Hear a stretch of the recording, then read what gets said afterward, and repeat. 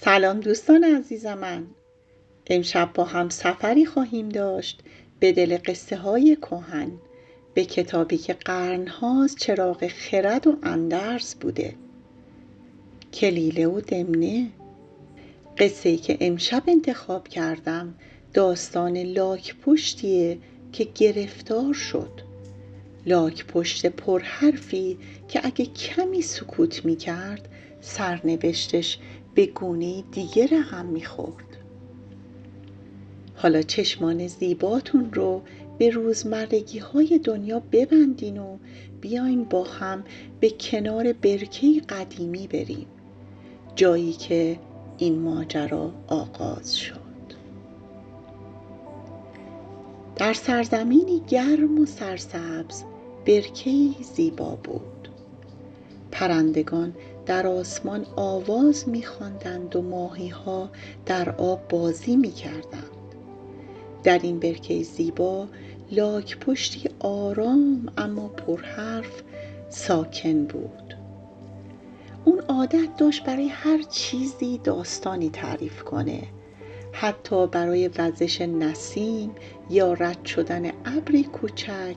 همه اینها براش بهانه‌ای برای حرف زدن بود. در همون نزدیکی دو مرغابی سبز هم زندگی می‌کردند. مرغابی‌هایی باهوش، مهربان و خردمند. آنها دوستان صمیمی لاک‌پشت بودند. سه تا دوست ساعتها کنار هم میشستن و لاک‌پشت سخن میگفت و یکی میخندید و سومی اندرز میداد. اما روزگار همیشه مهربان نبود. سالی رسید که بارش باران کم شد. خورشید سوزان زمین رو ترکدار کرد. برکه کوچک هم هر روز کم عمق‌تر می شد و ماهی‌ها بیقرار بودند. پرندگان به سختی آب پیدا می کردند.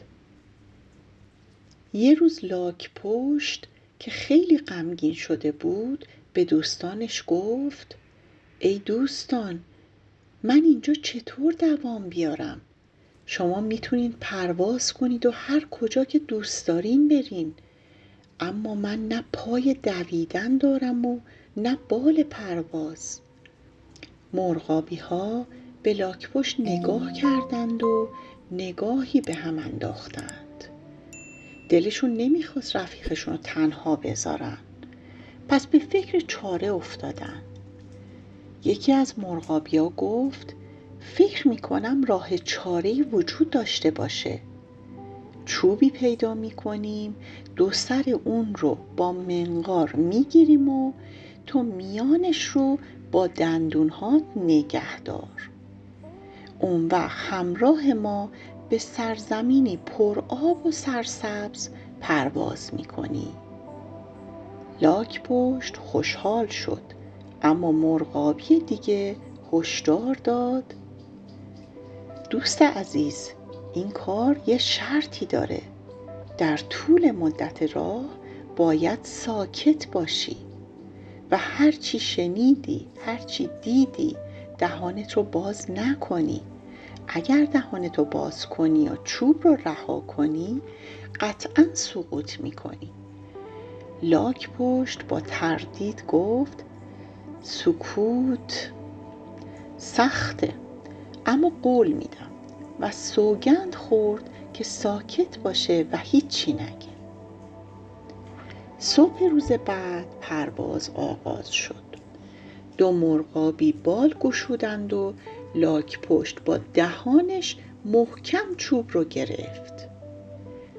پرواز آغاز شد و دو مرغابی لاک‌پشت سنگین رو پرواز کنان به آسمان بردند و لاک‌پشت حسابی حیرت زده بود.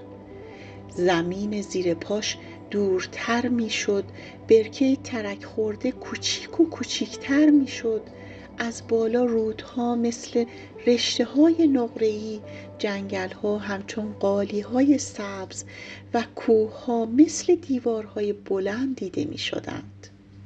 لاک‌پشت شگفت زده بود و میخواست فریاد بزنه چه زیباست، اما دندانهاش رو محکمتر به چوب فشار داد و با خودش گفت سکوت، سکوت و تنها سکوت. در میانه راه به روستایی رسیدند. مردم با شگفتی سرها رو بلند کردند. کودکان فریاد زدند نگاه کنید، یک لاک‌پشت پرنده. بزرگترها خندیدن و گفتن عجبا، مگه میشه لاک‌پشتی با پرندگان پرواز کنه؟ صدای خنده ها بالا گرفت. لاک‌پشت قلبش تندتر میزد. غرورش میجوشید. میخواست فریاد بزنه و توضیح بده که چرا مجبور شده پرواز کنه. اما باز یاد هشدار مرغابی ها افتاد. دندونهاش رو به چوب فشار داد و ساکت موند. راه ادامه یافت. هرچه بیشتر رفتند تمسخرها بیشتر شد. مردم با انگشت نشون میدادن و میخندیدند. در ذهن لاک‌پشت صداهایی به گوش می رسید. سکوت کن، نجات نزدیکه. نه، حرف بزن، به اونا ثابت کن. اون با خودش در کشمکش بود. عقل و غرور در جنگی سخت. و ناگهان لحظه اشتباه رسید. لاک‌پشت دهان باز کرد و فریاد زد شما نمیفهمید. اما هنوز جمله‌اش تمام نشده بود از چوب رها شد. صدای سقوط در فضا پیچید و اون مثل سنگی به زمین خشک افتاد.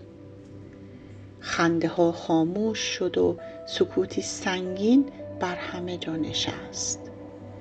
دو مرغابی اندوهگین بر فراز آسمان چرخیدند و گفتند افسوس، اگر سکوت کرده بود امروز به سرزمینی سبز می رسید و در آنجا زندگی می کرد.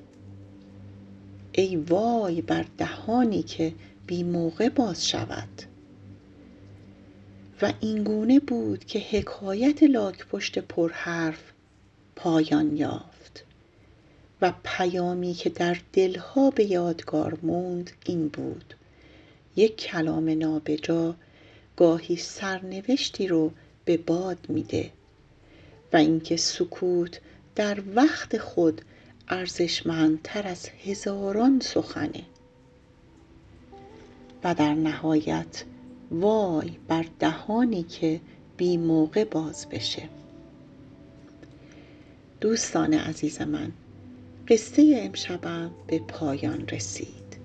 امیدوارم این حکایت از کلیله و دمنه چراغی باشه برای زندگی روزمره ما.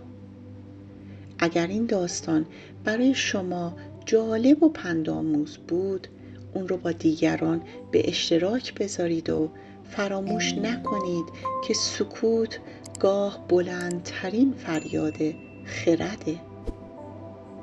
شبتون آروم و دلتون خوش.